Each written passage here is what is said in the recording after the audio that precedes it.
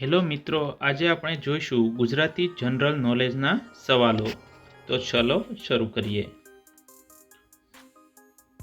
આ સવાલો તમને કોઈ સ્પર્ધાત્મક પરીક્ષા અથવા બીજી કોઈ પરીક્ષામાં પણ મદદરૂપ થશે, તેથી આ વિડીયો તમે છેલ્લે સુધી જોજો. તો ચાલો શરૂ કરીએ. ગુજરાતના કયા બંધને મેગા પ્રોજેક્ટ તરીકે ગણવામાં આવે છે? તમારો જવાબ છે ઉકાઈ બંધ.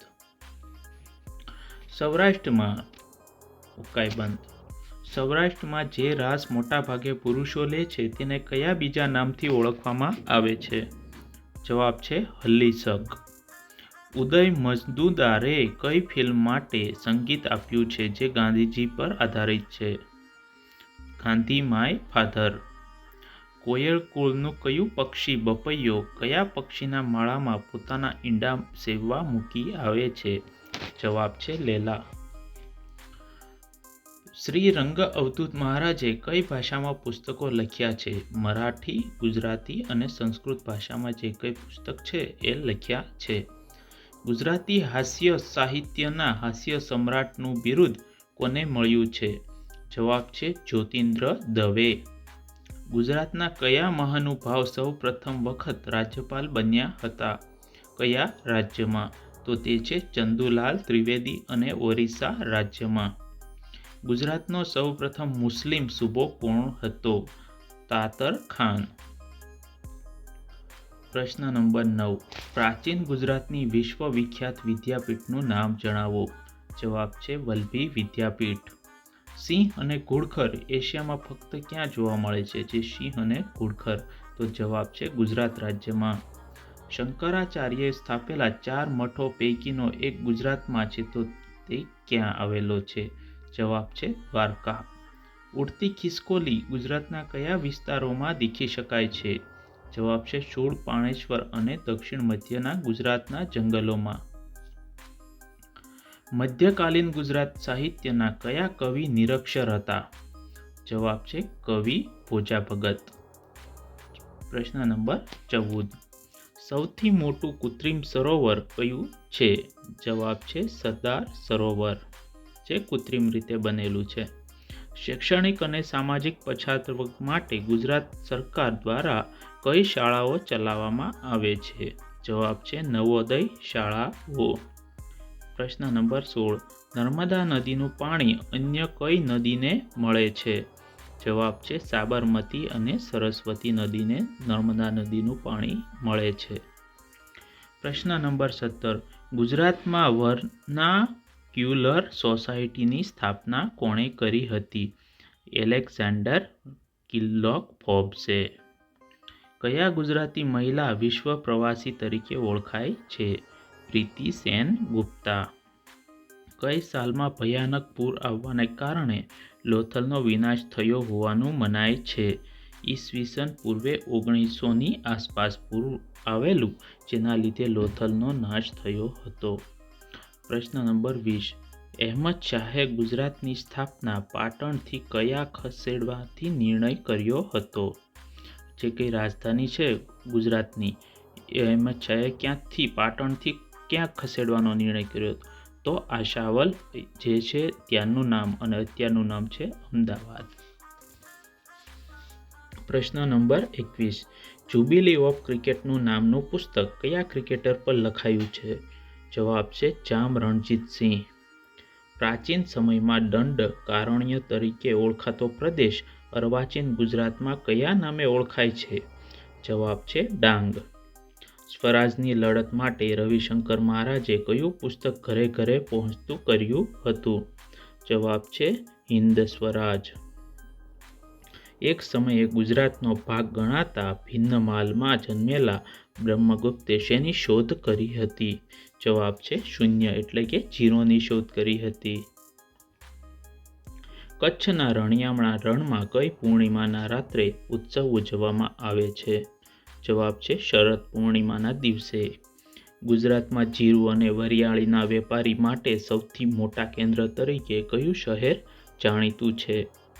જવાબ છે ઊંઝા શહેર. પૃથ્વી છંદને પ્રવાહી બનાવવાનો પ્રયોગ કયા કવિએ કર્યો છે? બળવંતરાય કે ઠાકોર. ગુજરાતના કયા ખેલાડીએ ભારતીય ક્રિકેટના કોચની સફળ ભૂમિકા ભજવી છે? અંશુમાન ગાયકવાડે. સૌરાષ્ટ્રનું સૌથી મોટું બંદર કયું છે? જવાબ છે ઓખા.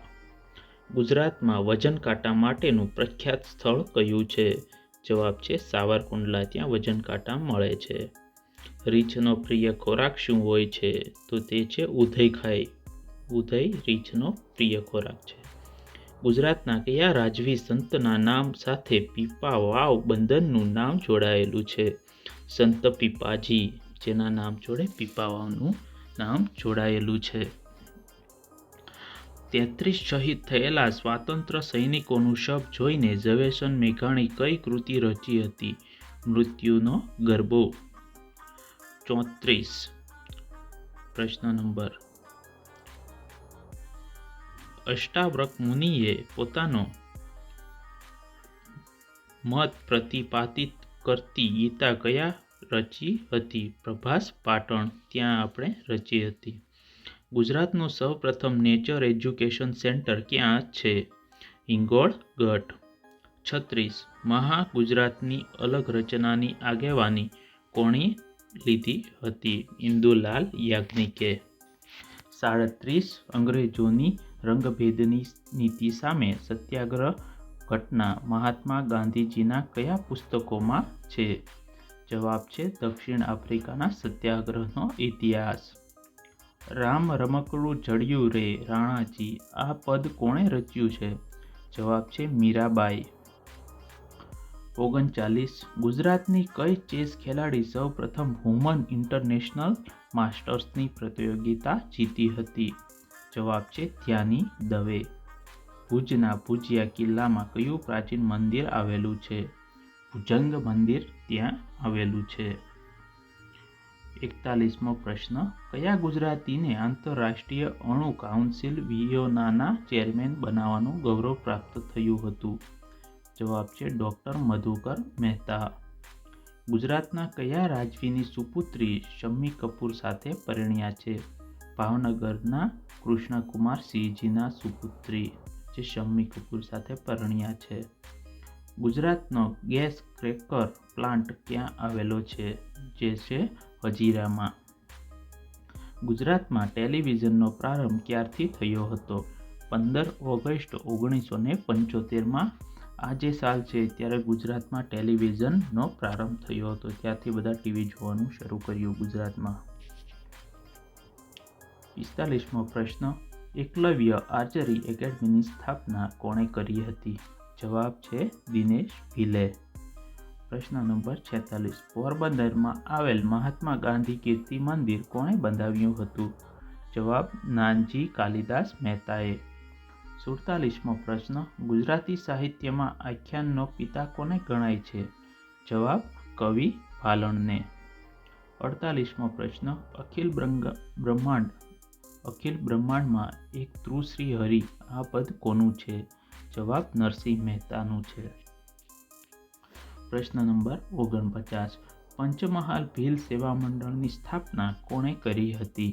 જવાબ ઠક્કર બાપાએ કરી હતી. પ્રશ્ન નંબર 50. શિવરાત્રિનું પર્વ ગુજરાતના કયા પનોમા પુત્રના જીવનમાં આમૂલ પરિવર્તન આણનારું બની રહ્યું છે? જવાબ છે સ્વામી દયાનંદ સરસ્વતી. તો મિત્રો મેં તમને અહીંયા જે કંઈ 50 પ્રશ્નો આપ્યા છે તેમાંથી તમને મદદરૂપ થશે. કોઈ બી તમે કોમ્પિટિટિવ એક્ઝામ આપો યા કોઈ બી તમે એક્ઝામની તૈયારી કરતા હો ત્યાં તમને મદદરૂપ થશે. અને તમે આ વિડીયો પૂરો જોયો હોય તો તે બદલ ધન્યવાદ. Thank you very much. અને લાઇક શેર અને જો તમે ચેનલ પર નવા છો તો વિડીયોને સબસ્ક્રાઈબ કરીને જજો. અને આ વિડીયોની માહિતી તમને સારી લાગી હોય તો કોમેન્ટમાં જરૂરથી જણાવજો. અને આ વિડીયો તમારા મિત્રોને પણ શેર જરૂરથી કરજો.